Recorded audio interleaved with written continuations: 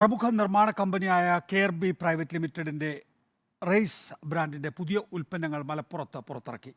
Washing powder, bar soap, dish wash എന്നിവയാണ് Race വിപണിയിലെത്തിക്കുന്നത്.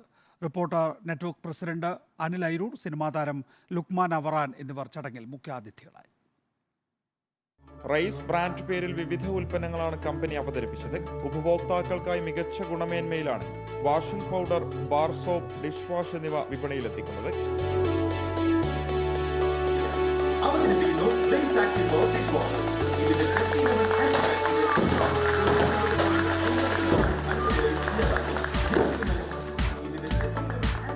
റേസിൻ്റെ പുതിയ പ്രോഡക്ട്സ് നമ്മുടെ വാഷിംഗ് പൗഡർ ആണെങ്കിലും വാഷിംഗ് ബാർ ആണെങ്കിലും ഡിഷ് വാഷ് ആണെന്നുണ്ടെങ്കിലും ഈ ബാക്കി മാർക്കറ്റിൽ അവൈലബിൾ ആയിട്ടുള്ള എല്ലാ പ്രോഡക്ട്സിൻ്റെയും അതിനേക്കാളും ഏറ്റവും നല്ല ക്വാളിറ്റിയിലാണ് നമ്മൾ റിസർച്ച് ആൻഡ് ഡെവലപ്മെൻറ്റ് ടീം നമ്മൾ ഉണ്ടാക്കി തന്നിട്ടുള്ളത്. MNC ബ്രാൻഡുകൾ കൊടുക്കുന്നതിന് അതേ ക്വാളിറ്റി, അതിനേക്കാൾ പ്രൈസ് കുറവിൽ മാർക്കറ്റിൽ കൊടുക്കാൻ പറ്റിയത് കൊണ്ട് മാത്രമാണ് ആ ഒരു പൊസിഷനിലേക്ക് എത്താൻ പറ്റിയിട്ടുള്ളത്.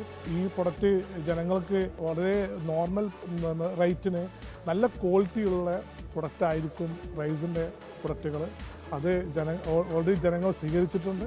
ഇനി അങ്ങോട്ടും ആ ഒരു സ്വീകാര്യത ഉണ്ടാവുമെന്ന് ഞങ്ങൾ വിശ്വസിക്കണം. മലപ്പുറം വുഡ്ബൈൻ കോൺഫറൻസ് ഹാളിൽ നടന്ന പരിപാടി പങ്കാളിത്തം കൊണ്ട് പ്രൗഢമായി. Reporter network president Anil Airoor ചടങ്ങിൽ മുഖ്യാതിഥിയായി സംസാരിച്ചു. വളരെ ആത്മാർത്ഥമായിട്ടുള്ള ഹാർഡ് വർക്ക് അവരുടെ ജോലിയിലുണ്ട്. എനിക്കത് അറിയാൻ പറ്റുന്നുണ്ട്. അത് ഓരോ ഡെവലപ്മെന്റിലും ഞാൻ അവരോടൊപ്പം ഉണ്ടായിരുന്നു. നിങ്ങളിപ്പോൾ ഇവിടെ കണ്ട ആ പ്രൊഡക്റ്റിന്റെ അതിന്റെ ക്വാളിറ്റി, എക്ലൈൻ സോപ്പ് ഞാനത് ഉപയോഗിച്ചിട്ടുള്ളതാണ്. ആദ്യം തന്നെ അത് നമ്മൾ ഡോർ സോപ്പിനെക്കാട്ടിൽ മുകളിൽ നിൽക്കുന്ന ക്വാളിറ്റി. മലയാളികളുടെ സ്വന്തം, മലയാളത്തിന്റെ സ്വന്തം Race detergent powder, Race washing soap, Race dish wash.